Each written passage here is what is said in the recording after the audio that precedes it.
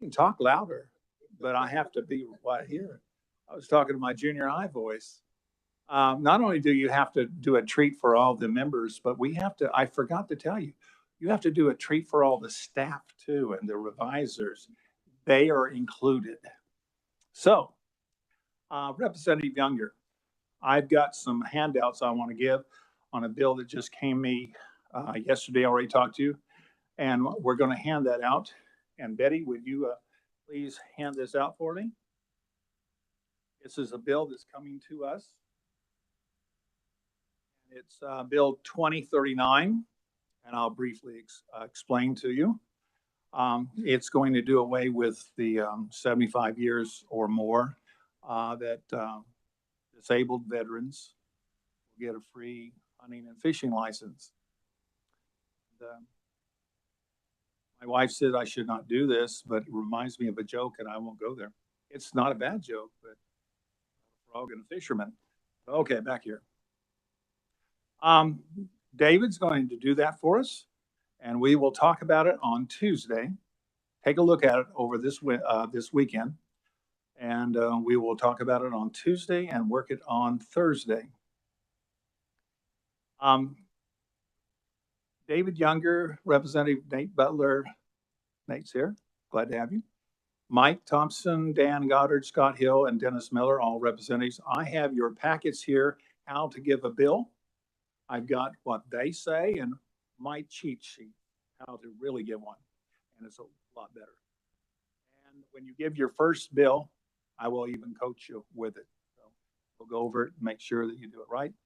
And realizing that they will give you a hard time on your first bill. Even if you are a former senator, they will love that. Anyway, Herb, I will see you at 10 o'clock at the revisors meeting, and we'll get that taken care of. And we'll take care of something real quick. Michael Kelly wants to talk to us briefly, and I'll turn the floor over to you. Oh, before I get there, I apologize. We need to vote on our rules. Do I hear a motion to accept the rules? Do I have a second? Second. Okay. Second. All in favor, say aye. All opposed? Thank you. That's taken care of. And we will have a brief synopsis with Michael Kelly.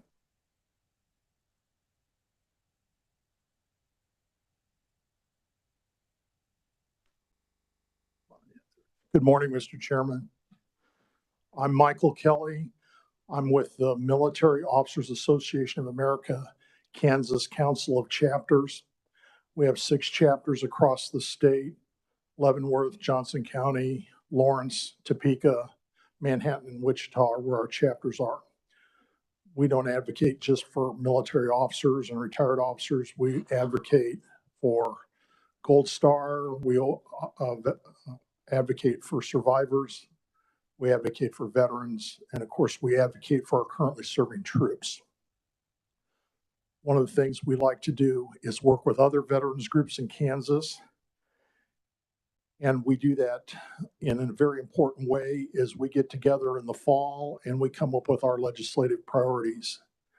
And so we have 8 legislative priorities for this year. And the chairman just mentioned one of them, the hunting and fishing licenses, which is in HB 2039. So that's number 8 on our list. But let me talk about the ones that are higher up. The first one we've got is extending property tax exemption for disabled veterans. And right now that's in HB 2036. So we'd urge you to look at HB 2036, if not as a committee, because it is a tax bill and it is referred to the taxation committee. But if you're asked to vote for that on the floor, we'd ask you to vote for it in its current form. It might need a little bit of tweaking before it gets to the floor, but it's a pretty good bill. Basically, if you have a higher rating of disability, you get a higher discount on your property tax on your personal residence. That's the thrust of the bill. We support the Kansas Commission on Veterans Affairs Office, many of their staff members are here this morning, and their director, Brigadier General Retired Turner, is here to speak to you about the new skilled nursing facility we're going to get if the federal VA grants us the funds. We support their budget request, and so whatever committee considers the KCVA office budget request, we ask you to support that as well. There's another bill that's in the Senate, SB 58, which is a sales tax exemption for 100% disabled veterans. And basically, this is modeled on a law from Oklahoma. And in Oklahoma, they give 100% disabled veterans an identification card. And when they go and purchase something, they don't have to pay sales tax on it. And so SB 58 is similar. The only difference that I noted when I read the bill was you can't use it to buy a car. It said anything but motor vehicles. So no motorcycles, no cars. But if you're buying groceries, buying a new refrigerator, you would get no sales tax if you're 100% disabled veteran. We have another bill, HB 2011, which would exempt currently serving military pay from Kansas income tax. As you probably know, retired military have 100% of their military retirement pay exempt from Kansas income tax. And that's been that way in Kansas for over a decade, probably over 2 decades. And that attracts retirees to Kansas. It attracted this retiree back to Kansas. But currently serving troops pay 100% of their income is in their Kansas income tax return. Kansas is one of only 10 states out of the 50 states plus the district that do it that way. The other 41 jurisdictions either have no income tax or they exempt part or all of the income tax for active duty military and drilling National Guardsmen and reservists getting their pay for their reserve time. 41 other states and jurisdictions cut currently serving military members a tax break on their income tax. Kansas does not. HB 2011 would change that, and we'd get off the bottom of the pile there. We have a priority to provide family caregivers of disabled veterans a tax credit. And I've spoken to Representative Bill Clifford, who used to be on this committee, and Representative Clifford is a physician. And I also went to the Air Force Academy with him, and he agreed to help co-sponsor the bill, but I will be seeking help to get co-sponsors of a bill that say when a family is taking care of a disabled veteran and they're part of the VA has 2 programs that you can get into for family caregivers. If they're in those programs, we would ask that the state grant those folks a tax credit, because basically they're keeping a veteran out of a nursing home is what they're doing. And so it saves the state money because those folks are getting care in an independent setting with their family, overseen by the VA. So it's not a scam. And we think that that should be encouraged because it will reduce the demand for nursing home beds for veterans. And then the other day you heard the Chief Justice Luckert speak, and one of the topics she raised was specialty courts and veteran treatment courts. Kansas only has 5 counties that have veteran treatment courts where veterans with low-level offenses can be diverted from the criminal justice system. Well, we have 105 counties in Kansas, and the Chief Justice said there's 1 more county that's going to come online, so we got 6 out of 105. Well, I'm from Douglas County, and we don't have one yet. My chapter of MOAA is pursuing that. We have some attorneys that are members of our group, and we're trying to pursue that. But I would urge each of you that represents a county that does not have a veterans treatment court to advocate with your local folks, because it takes both funding and it takes local support from mentors, and it takes intensive counseling of these folks that are diverted. It's more intense than probation monitoring. And so it is intended to get people who are off track, get them back on track, and do that in a one-on-one way. And that's one of our priorities. And then I already mentioned 2039, which is the hunting and fishing license for disabled veterans. One last foot stomp I want to make, and I hope the attorney from the revisor's office will listen especially to me. There are numerous Kansas laws that refer to disabled veterans. Almost everyone has a different word definition in the statute. I would ask that Kansas get its act together and define a disabled veteran for all statutory purposes once and for all. We have some that say you're not considered a disabled veteran unless you're rated 50% or more. A lot of them say you're only a disabled veteran if you're rated by the Veterans Administration.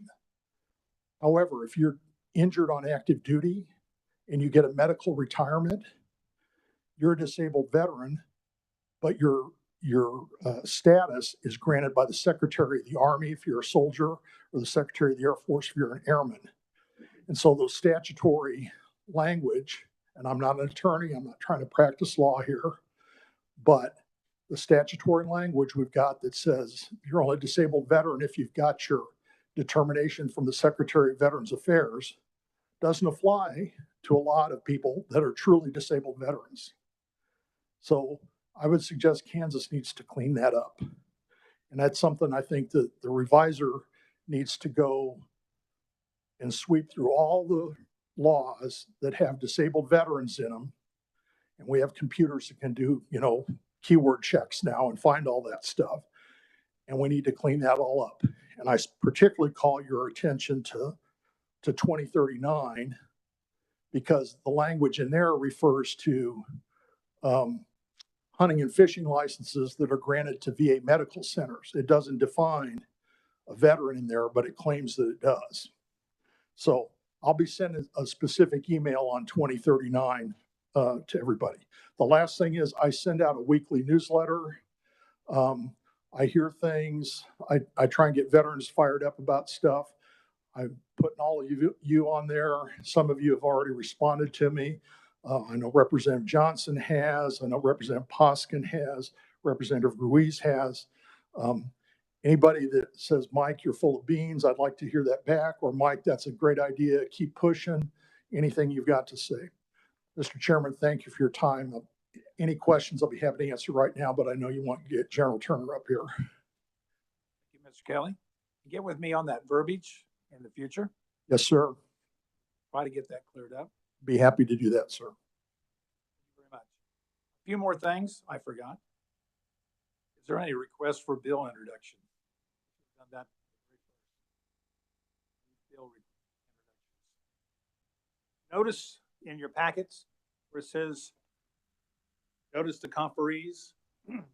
When you have someone comes in and for you to be a proponent or an opponent to a bill, they need to do these criteria, give 20 copies to our committee assistant, usually 24 hours before, give copies how they're going to do a testimony for a bill or against a bill or neutral.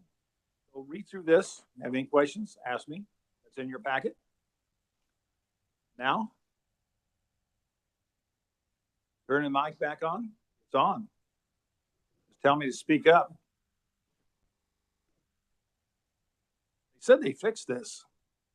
Obviously not. As long as I don't hit the panic button and I don't know where it's at. They say there's one underneath here. So if you hear bells go off, I hit the wrong thing. Now we have an update from the Executive Director from the Kansas Commission on Veteran Affairs, Bill Turner. You have a long title. Okay. That is quite a title. Anyway, well, thank you very much for being here, and thank you for explaining all the things that you're going to go through. It's on now, okay? Mr. Chairman, Vice Chairman, Ranking Member, thank you very much for giving me the opportunity to speak with you this morning. Our intent is to kind of provide a little bit of an overview of our agency, just as a refresher, if you will, and then to offer some highlights on some of the things that are going on in the various programs that we have. and then to get to a little bit of a deeper dive discussion on our recent project, the kind of the primary project we've been working on regarding the Northeast Kansas Veterans Home and our efforts there to work through acquiring that home here in the near future. Just a caveat for a moment, though, I guess on some of the comments that Colonel Kelly made, especially there at the end, we absolutely welcome, sir, any opportunity we may have to review these documents with you, and we can help to deconflict as well where possible, or to try to mitigate maybe possible friction points that we may identify from our perspective with, sorting things out from the federal VA and the state agencies. And so we'd like to be able to do that at every opportunity.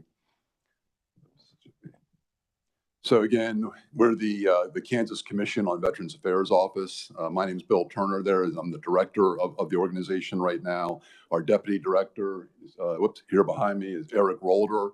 Eric's been with the organization probably for off and on between 10 and 15 years, kind of serving in a various number of capacities. And when I first came on board, he was a deputy director. His title is Deputy Director for Veterans Services, but I would tell you that he's more of a deputy director kind of writ large across the agency. But as such, when I first got here, he was also running our cemeteries program. He was our IT director, managing all IT systems across the state, where we have geographically dispersed veteran service representatives around the state. And Eric was working through, running all of those things.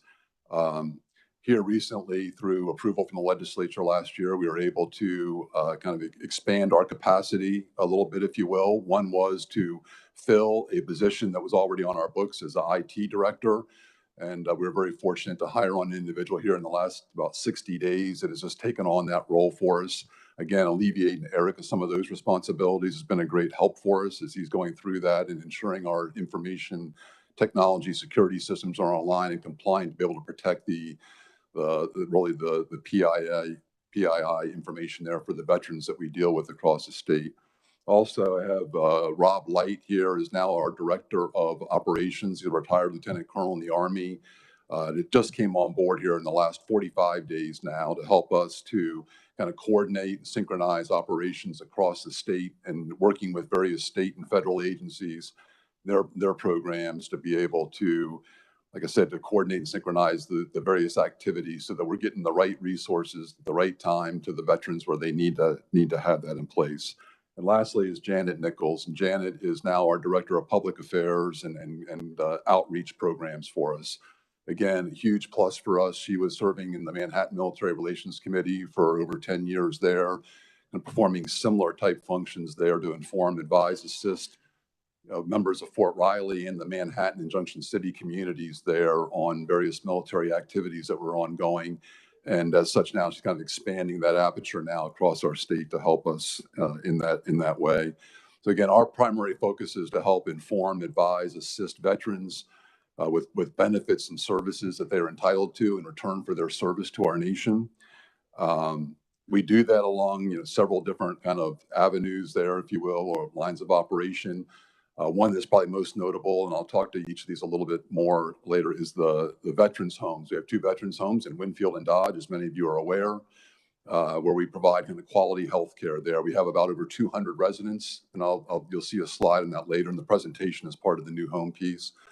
So that has increased about 12 to 15%, our census there over the last 12 to 15 months. It's gone up steadily, largely probably coming out of the COVID environment, but then also I think due largely in part to our agency being able to get out and market and to inform and advise the public and through chambers of commerce, small business administrations, other agencies across the state to make them aware of our services and what we provide, bringing people in to show them the home and trying to advertise that to folks as a great service for our veterans. So it's going up from probably about 175 last year to today we're at 206 residents between the 2 homes. Next, kind of a primary mission for us is the piece of assisting the veterans out there. We have about, talking numbers, whether you're different sources through the federal VA, what we're tracking in the state, another number of sources that you'll see on public media. We have about 190,000 veterans in the state right now that we're tracking. And if you take the 200 again that are in the homes that were focused there, You have the other 189,800 out there across our state that we need to connect with. About right now, 40% of the veterans in our state we show not have access to, but are using the benefits and services that are provided to them from the federal VA.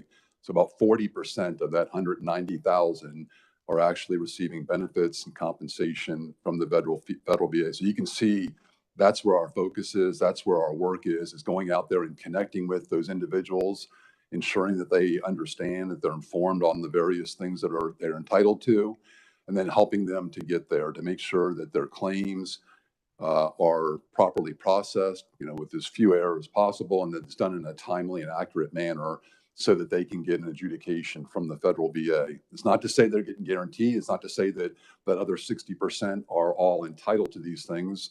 I mean, it's all an individual basis as they get evaluated and get assessed by medical staff, and then working with our Veterans Service representatives across the state. The other piece is we work on advocating for veterans and also for our active duty service members and our installations here in the state. We do that in conjunction with the Governor's Military Council, and kind of work together arm in arm to help to do that around the state as well. And lastly, we are working on integrating and synchronizing the various state agencies and the federal agencies that are available to us, again, to help kind of coordinate those resources to get them to the right place at the right time to assist our folks out there. I've spoken about the recent hires in the organization. Couple things that went along with that with these hires. Obviously, you're reassessing yourself constantly. And as such, we're looking at how we can reorganize to optimize our services and optimize the resources that are available to us. And where that's seen most notably right now, beyond the folks that I just discussed with you, is in our veteran service organizations out there that's run by Eric. We have 15 locations across the state where we have veteran service representatives. Some have 2 where it's more densely populated, where we have a greater demand. Some of them are 1. Last year, when I first came on board, we had 5 vacant positions that we were not able to, we did not have funding for to fill. During this last during the last legislative session, those 5 positions were restored, as well as travel funding was restored so that our veteran service reps could perform itinerant travel out in their geographical regions where they operate, so that they could move.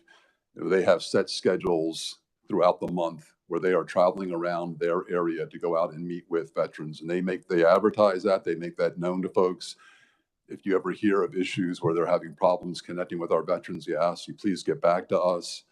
But we are doing our best efforts to go out and advertise these things, have these people there on a recurring basis, and to perform services there, to meet with veterans out where they may need to be, understanding that all these folks cannot always make the trip back to where that person is located at in that region. So in keeping with that, so again, we have the 15 different sites. They're organized kind of in an east and west region portion with supervisors in each area that oversee their operations.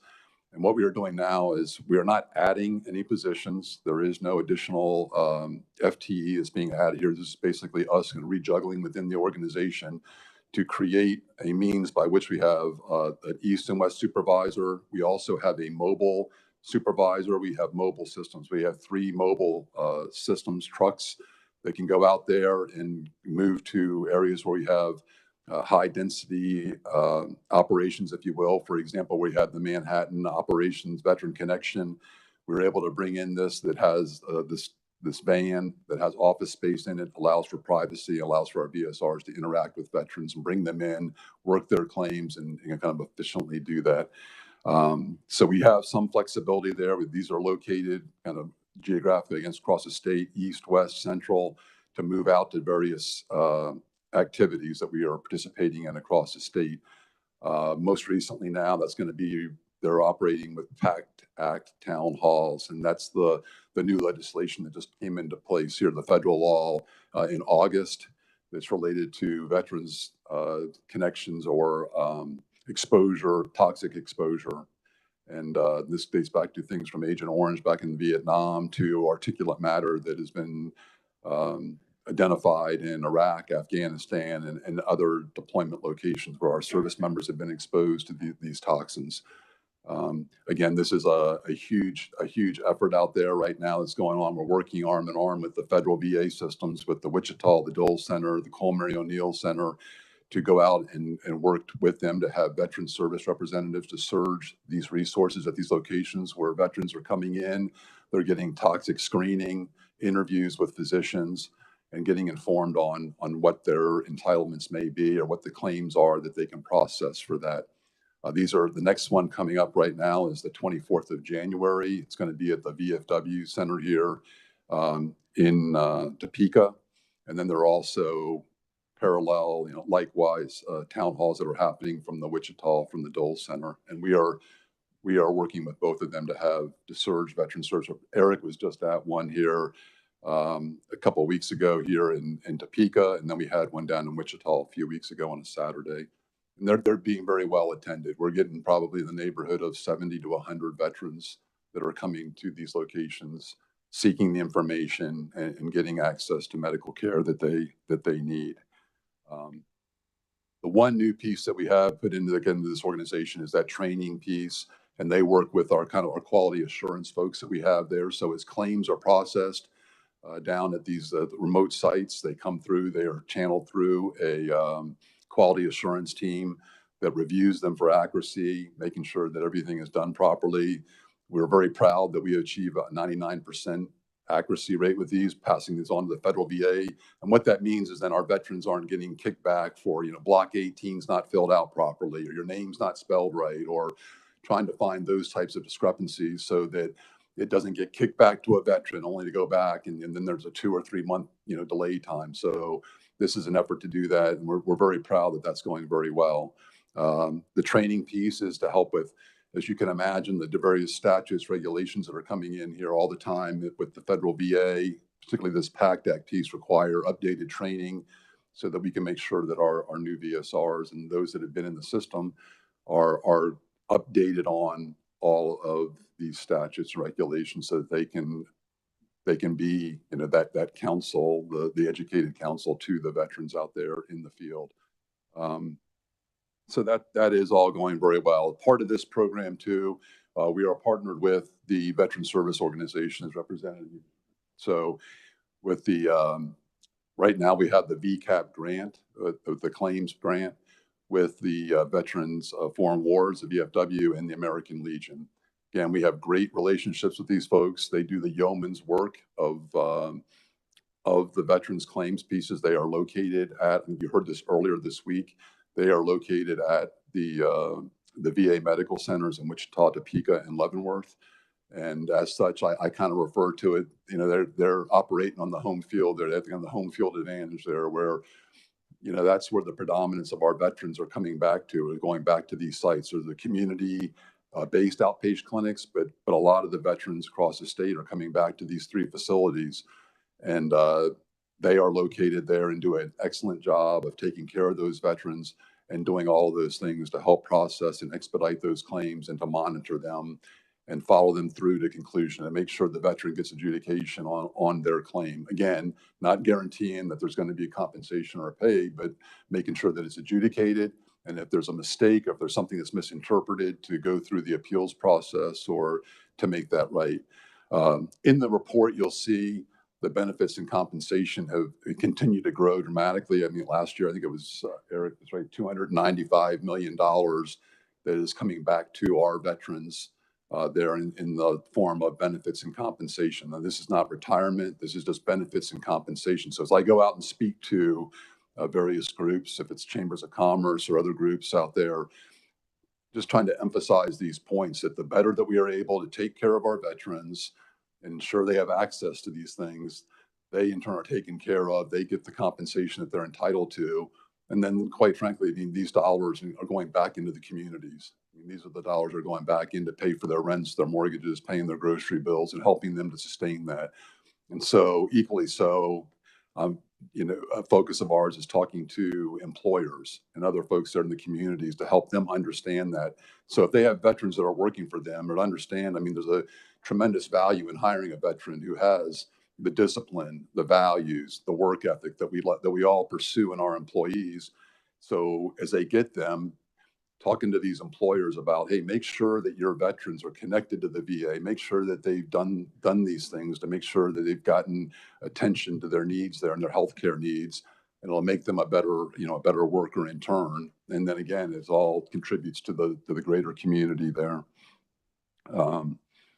The next piece another part that working on is we have our cemeteries program. We have 4 state cemeteries. They are in Winfield, Fort Riley, Manhattan, out by the airport there in Manhattan, Waukene, and Dodge. Obviously, the ones out in Dodge and Waukene are probably a little bit less busy, so to speak. But we do have quite an increase in numbers that are coming and using our facilities down in Winfield and at the Fort Riley cemeteries. Our interments last year were just over 400. And we're on track this year through the first 6 months of this fiscal year to probably surpass that with the number of interments that we are performing there. The latest trends there with the interments is for people have chosen or elected to use these columbarium wall interments for ashes and for their cremations, and then they go into the walls. So we just did a ribbon cutting on June 14th this past year down at Winfield, where we constructed a new 1,280 niche columbarium wall. It's a series of walls, if you will, in the area there, very beautifully done. And we've already filled up kind of the top row of that with folks that have come there, have elected to be interned there. So it is a very well done, honorable presentation there for final resting place for our veterans. Out in Dodge, that one there, like the existing wall that exists there now, is slated to probably be filled up by the fall of 24. We've already received approval of a federal grant to construct a new wall in Dodge as well. So this is 100% federal grant, $450,000. I believe it's like 320 niches. The federal VA approves these on a 10-year requirement, what they interpret as a 10-year requirement that they project for us. And so that's why that one was that piece there. So that's all going on. In addition, our cemeteries are each year, they have 2 major events at the cemeteries, one being a Memorial Day, and we get tremendous support from the communities and all the veteran service organizations that go out and support those activities. We probably range from 300 upward, let's say 500-600 people that will show up at these, and just tremendous support for our veterans in those communities. And then and then in the December timeframe, we have a program called Wreaths Across America. Again, we get a great number of youth programs in addition to the veteran service organizations that come out and will lay wreaths that are donated to us from across the state. And again, just a great program. But those programs are doing all very well. The last piece I'd like to talk about there as I lead into the discussion of the home, we have the 2 veterans homes. Again, I've already spoken about the census there. The staffing is likewise due large part to the approval last session of the 24/7 pay plan initiatives. And that was a 10% base pay increase, and then a list of 4 differentials, 3 of which applied to our critical caregivers. The one other one was for correctional facilities solely. Again, that's done a great job of serving the purpose of stabilizing our workforce. We've actually increased, like I said, about 10 to 12% on our staffs out there across everything. That's the dietitians, the housekeepers, the maintenance folks, and the critical caregivers. Obviously, the greatest challenge, the greatest priority is to the nurse teams, the registered nurses, the LPNs, the CNAs. As you might expect, down in Winfield, we are enjoying a little bit more of a success rate there with being able to hire nursing staff there, the nurses themselves, the RNs and the LPNs, and probably a large part because of the proximity there to the Wichita area. Out in Dodge, we're not having as great a success there. We are still aggressively recruiting nurses and LPNs out there. The certified nurse assistants, certified med aides, we have received quite an influx there. So So they see a lot of their growth in the CNAs and the CMAs, whereas at Winfield, at the Kansas Veterans Home, their increase there is largely for the nurses, the RNs and the LPNs. But again, it's stabilized. We have seen some increase in growth there, so that's been very good, and we continue to pursue ways that we can, further enhance that, through a number of measures, activities, and things that we're doing to support. When we onboard these folks, how do we do that? How are we reaching out to them individually and touching them and training them to be a part of the organization, to bring them in to have the right culture? And then there are also some things that we're pursuing in terms of incentive and recruitment activities. We recently, in October timeframe, we were approved for a federal grant with the VA for $30,000 at each home that comes into the homes, and we provide a $30,000 match from our funds at each place, so the $60,000 total at each, for tuition assistance. So as we work through with the various CNAs, CMAs, LPNs that are pursuing advanced degrees and would want to come back and work with us in that capacity, we are able to provide tuition assistance to them. So that's just getting started, and we are seeing some advancement there. So that is very encouraging. So for folks to be able to do that. But again, the big takeaway again is that I largely talk about it again because of coming out from COVID, the marketing of it. And I would tell you that quite honestly, the operations and the way our superintendents, Kafer Peel and Dave Smith out at the respective homes, what they do with their staffs out there to keep clean, professionally run, professionally caring folks there to take care of them. I mean, that word gets around, and they do very well with that. And they've done very well with the surveys that they get from the federal VA and from the CMS teams that come in and survey them, do their inspections. So again, I think that contributes to that as well. And that word of mouth gets out that this is a good place to be and the veterans are taken care of there. So if I may, I'd like to, I can pause there, sir, for a moment. If there's any questions regarding kind of that overview of things that we're doing there. Questions on this far? Any questions? Yes. Sure. Yeah, thanks, Mr. Chairman. I didn't know if you're going to get to this, but can you talk about how you're funded and maybe a comment about whether or not the governor's budget for this upcoming session is adequate to your needs, or do you need a little help, a little push or anything like that? Roger, sir. So the way we're budget, we do have a unique budget, quite honestly. Our total overall budget is probably in the neighborhood of about $32 million. Comes from a number of funding streams. We receive, I don't have the exact number in front of me, but it's a little over $11 million from state funds. The rest of it comes through another set of funding streams from Medicaid, Medicare, VA per diem that is paid for the homes, for the residents there. And then also we do receive what's called a plot allowance. It's about $890 per veteran that is interred in one of our cemeteries. So all these different funding streams come in to contribute to our budget. Obviously, it can ebb and flow based on the census, based on the residents, based on their service-connected disability. We receive, graduated amounts in Medicaid dollars, Medicare, based on their situation. So each one is a unique basis.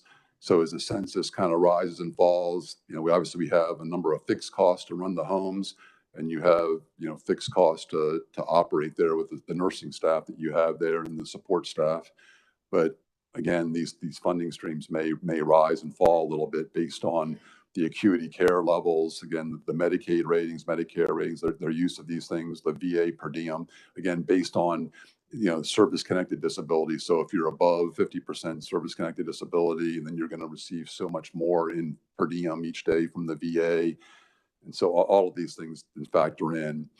So to the last part, yes, for our budget right now, we do believe that we are adequately sourced. There are a couple of key pieces in that. We did receive an additional $500,000 to help with salaries and wages in one of the facilities specifically. we're identifying, we've identified some shortfalls there that we are anticipating based on CARES Act, ARPA dollars that we received in the past, upward of like $2 million in 21. And obviously that funding stream is not coming into us anymore. But yet we are still, periodically, right now, as a matter of fact, down in Winfield, they have, I think it's 6 of their staff are out with COVID. We have 1 resident there that has COVID. And when that happens, they isolate these folks in a specific wing where they can be taken care of. They have isolated staff that strictly take care of them at that location. So they're not operating across the other population. And so when you do that, now you're reaching out to temp agency staffing, which often costs 2 to 3 times as much to fund them to come in and help fill those holes, to fill those positions. So these are all things that kind of get calculated into that. But we believe that, with the $500,000 and measures that we are taking to kind of scrutinize our use of the temp agency and where we can do this, so that we will be good. There is one additional piece that was in there that was mentioned, was the $850,000 to help continue with our architect engineering designs for the new veterans home, which has been recommended from the governor's budget. Again, that number is inclusive in all the previous numbers that have been estimated, calculated. It's not an addition. It is part of that. It's just that we don't have that. We did not have that money previously in our budget, and that is being recommended to be included so that we can kind of stay on timeline. Thanks very much. One of the conversations, just so everybody knows, one of the conversations we were having is about the kind of the demographics, if you will. We've gone through World War II vets, so you've seen that curve kind of turn down now. So now you have upcoming, you've got Korea War vets, you've got Vietnam era vets, and soon to come, you're going to have this influx of maybe the Iraq and Afghanistan vets. And that is being added to by the things we've done to try to help the vets on burn pits and things like that. So trying to calculate that so we make sure we've got enough funding to take care of these service officers to get everybody taken care of across the breadth of the state, which is pretty big. It's not populated, but it's really large an area. So thanks, Bill. Sir, if I may, sir, just a caveat on one piece, sir, as you speak about that, yes, sir, that goes back to that piece, the importance of the training and education, I think, of our veteran service reps, and like you're saying, the resourcing of them. We ask these, again, if I may, just to paint a picture of it, you have a veteran service rep that's out in an office somewhere out in a municipality, or out in a more rural setting that's operating out of an office out there, isolated. They have a number of veterans that are reaching out to them, that are seeking help as they're reaching out to them, trying to make sure they're aware of these various things. Folks come in, there's a certain process they have to go through, and as they get acquainted with the individual, they don't know. Each case that comes in is a unique requirement. They don't know if this person is suffering from PTSD. They don't know if it's chronic back pains, if it's, due to other injuries. In some cases, it's amputees. I mean, it's just a wide spectrum of folks that they deal with when they come in. So they do great work to bring them in, help them assess, help them identify where they need to go with these things, help them fill out these claims, to work that, and then to follow it through with that adjudication. So they're really a combination of informers, advisors, counselors in some cases, helping these veterans that are, that are out there on their own. They're a friend, a counselor to them too, helping them to navigate this process. And so, yes, all that we can do.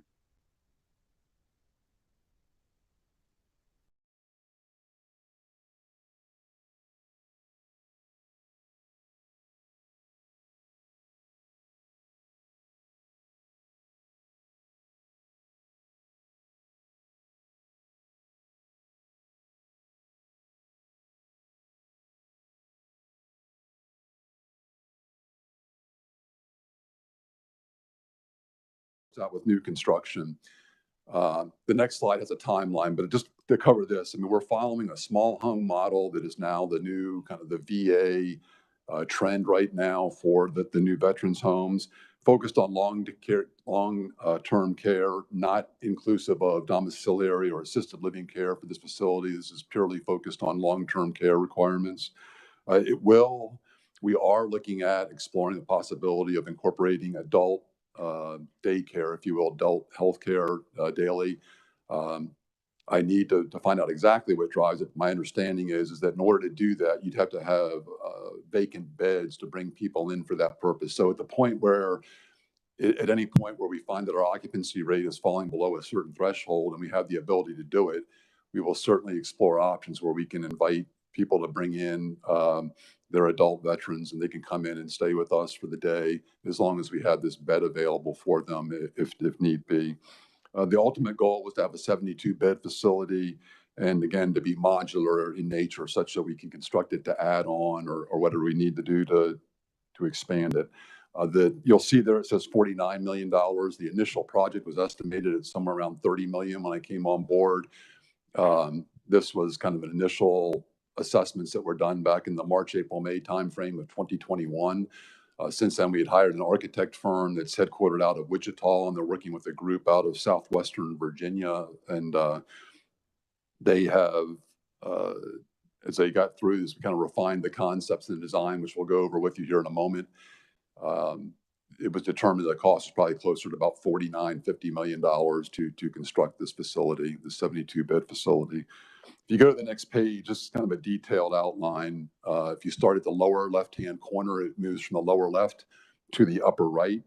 There are a couple of areas that are highlighted there. Just again, these are things that have been achieved, that have been done. Our ultimate goal in the upper right is to gain the federal grant application approval, which would be their 65% of the funding so that we could proceed with the project.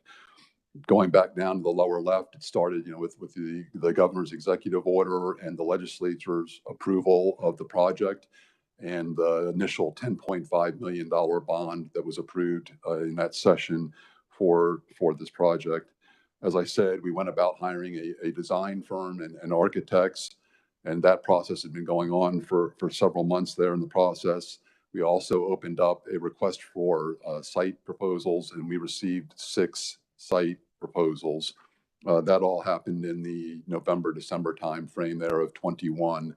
And all the while this is going on, we were working with other states, working with our state, our veteran superintendents, state home veteran superintendents, to help design this structure and this building so that it would be optimally designed to service our veterans. As such, as we got into the design and we got the other assessments, we realized that we probably would need an increase in funding. We've gone back through the legislature, and last session was approved an additional roughly $6.7 million, for now a total of $17.2 million in bonding was approved last session, which would help us achieve then the $49 million of the estimates that we've received from the firms that we've hired. The governor's recommendation in the budget that's most recently been published now, there's a recommendation to forego the use of the bonds and to go ahead and use the SIBF dollars to completely pay the 17.2, which in turn would obviously save us, upwards of $10 million over 30 years at roughly 4% on that loan and the bond.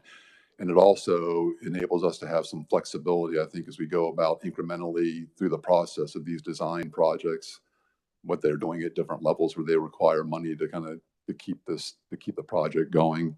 And that gets to the $850,000 that I spoke previously of to help, enhance the design that you're going to see.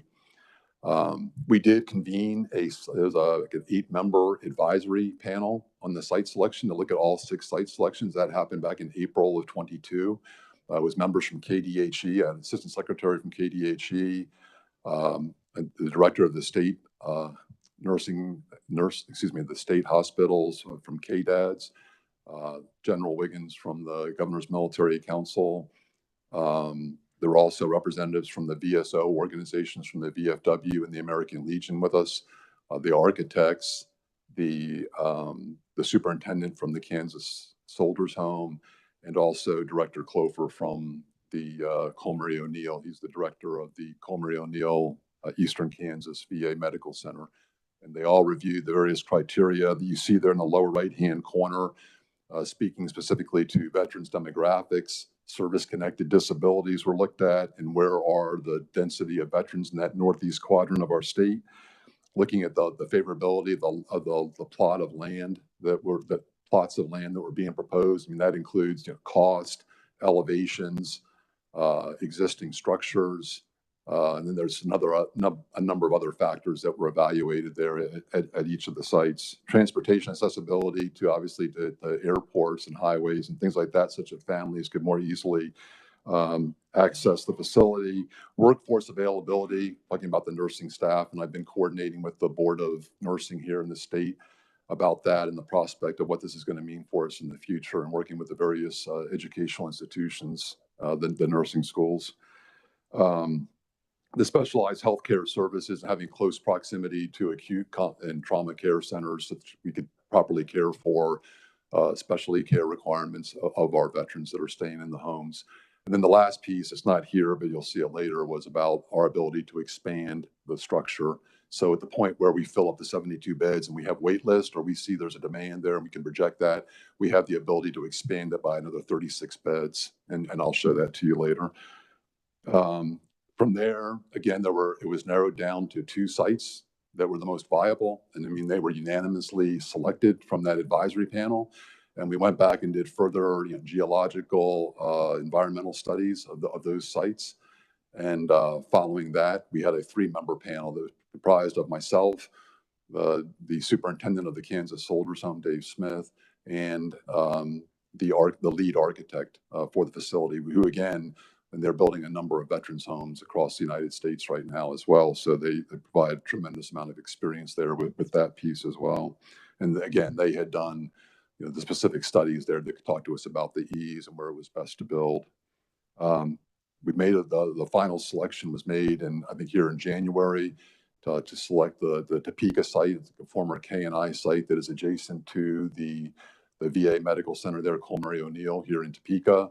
And again, just based on these criteria, it was the best suitable location, being centrally located here in the Northeast region to accommodate folks from eastern portions of Kansas all the way out to Fort Riley and Junction City areas, Manhattan areas, where we see the predominant density of veterans across that area. If you go to the next slide, I talked a little bit about the homes. It says current home snapshot. And in this, on the left-hand side, just to orient you to the slide, is the Kansas Soldiers Home. The right-hand column is the Kansas Veterans Home down in Winfield.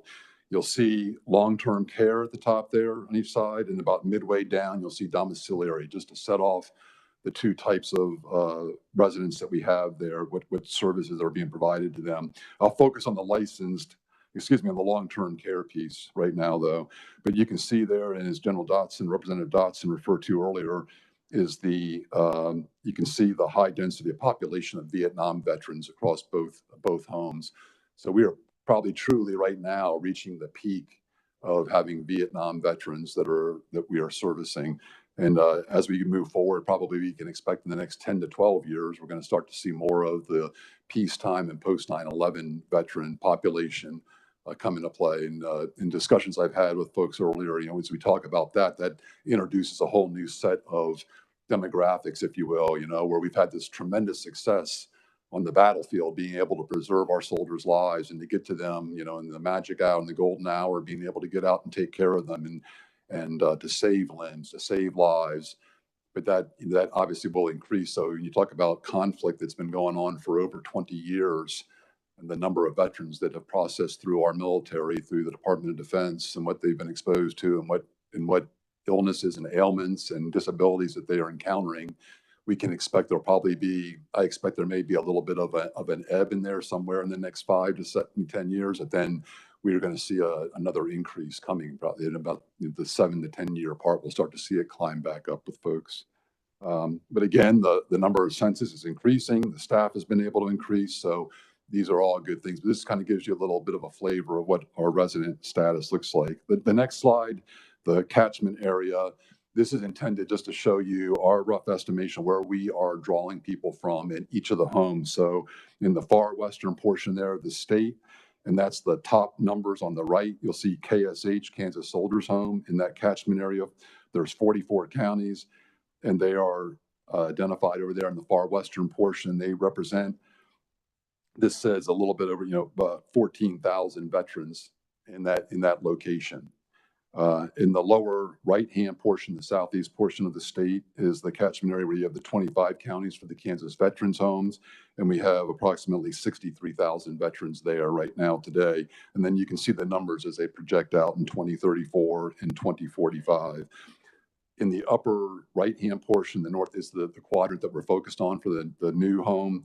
And right now, we estimate there's probably in the neighborhood over 110,000 veterans that populate that area. Again, most densely populated in the Junction City, Manhattan, Topeka, Johnson, Wyandotte, and Leavenworth areas. But that's where you see the predominance of those folks across the state. On the next slide, it talks about emissions by distance, because we get asked, how's this going to affect, the new home, and where do you actually draw these people from? I tell you that that's probably a little bit conservative in the calculation there at the bottom of the slide, but we're probably closer to 75 to 80% of the residents at our current homes come from within 100 miles radius of that home. So that's just to say that, where they're coming from, where they resided, where their families and friends are there. So these homes are still certainly viable pieces that we need to consider moving forward, as we have residents that are still using these and are coming from within 100 miles of those locations.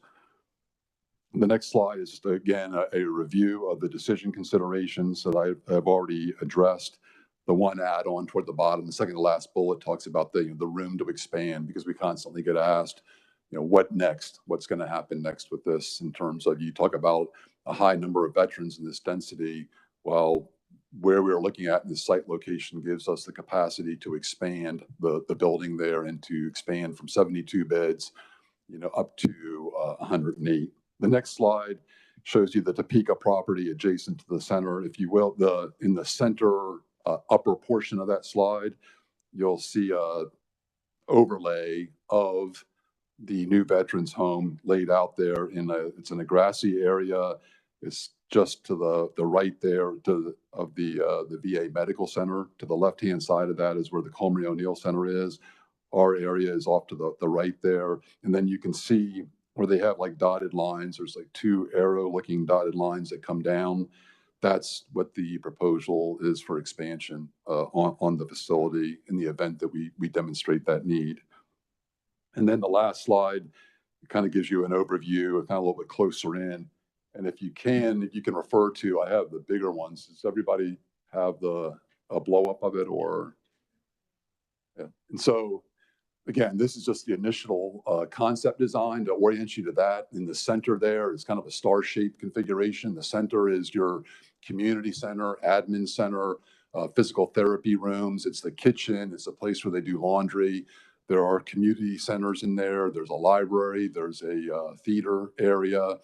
There's like a little bistro area outside the kitchen for those that want to come and dine there outside of their home. And then again, the administration areas across the center of it. On each of the little wings that come out there, referred to as households. Each of those are 18-bed households. They have geriatric beds are located there too. You've accounted for that. We've also are looking at, one of these households being probably a behavioral health, mental illness wing there, where folks with Alzheimer's, dementia can use, where we can focus care in those areas, and we can better help to take care of them there, quite frankly. And then the two households together on either side of that community center, if you will, is considered a neighborhood. And what connects the two neighborhoods there, in between the community center and the two households, is a nursing station. And so that's where your nursing staff and your CNAs all operate from, and they're able to respond down to either location. And then we have what are called touchdown points that are located in each of the households, where they can refer to. They have equipment and documentation, things that they need to be able to do operations down in the household, but they're kind of discreetly located there. So as they're moving about in the household, they can go back and use these sites, and then they come back out, and so the nursing folks aren't on top of them, if you will. I mean, these are much more designed to be, it's their homes. I mean, these are homes for the veterans. It's not a hospital, but it is a state veterans home. And so it's designed with that in mind. With that, I think that concludes what I'd like to present, sir, and I'll pause for any questions. Thank you. Are there any questions? Representative Johnson? Representative Butler?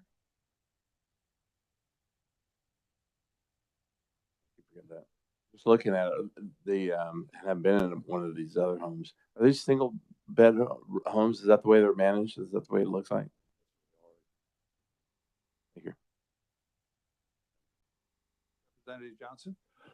Thank you, Chair. Permission to speak freely? Yes.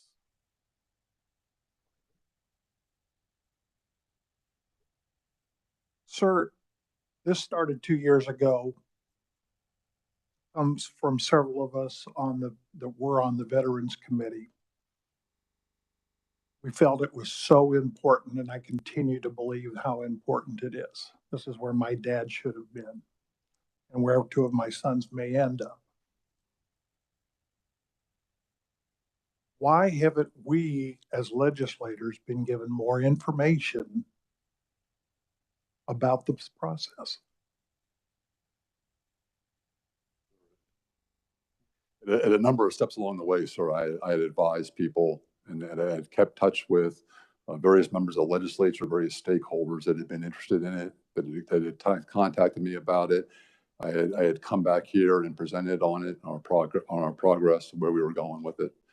But I'm not sure, sir, to your question, specifically, if I had misinformed you, sir, or if I apologize, but there's no intent not to keep people advised of it. We were given the project, and I continue to work through the process there. I understand that. And on behalf of another former member of this committee, questions that were asked, especially on the determination of where it would be placed, there were no answers. And so as I read through here, the final determination was a consensus of 3 people, yourself, one of your subordinates, and the architect's office. So a consensus means just a general agreement. So 2 people out of those 3 made that decision? All 3 did. Okay. Now we're going to ask for more money, which might really be needed as we expand. And I really want to make sure we expand. Are we going to be able to get information on how that's going to go?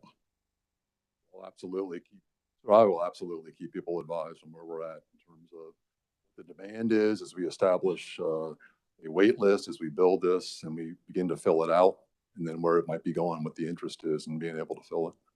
I'd be glad to listen to some non-com, because a lot of times, whoever you've got that can contact me, I would greatly appreciate. Thank you, sir. Thank you. Are there any other questions? Any other questions? Thank you, Mr. Turner. Thank you. Oh, we do have one question from Representative Younger. Staffy. I don't have the numbers in front of me right now. I want to say it's probably going to be in the neighborhood. We operate on 3 shifts right now. So with the superintendent, clinical director, director of nursing, assistant director of nursing, all the associated floor nursing staff, and dietitians. Thank you.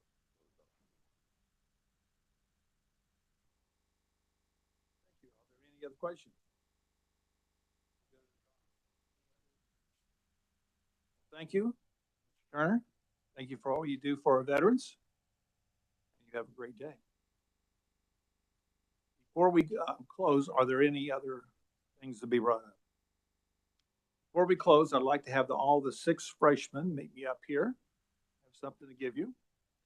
And later on, Herb Schwarzkopf, I'll meet you back at the door with Mike Thompson and Jim Carlscant, and we'll go down and hopefully Carly will help us through all this process. Do I hear a motion for adjournment? So moved.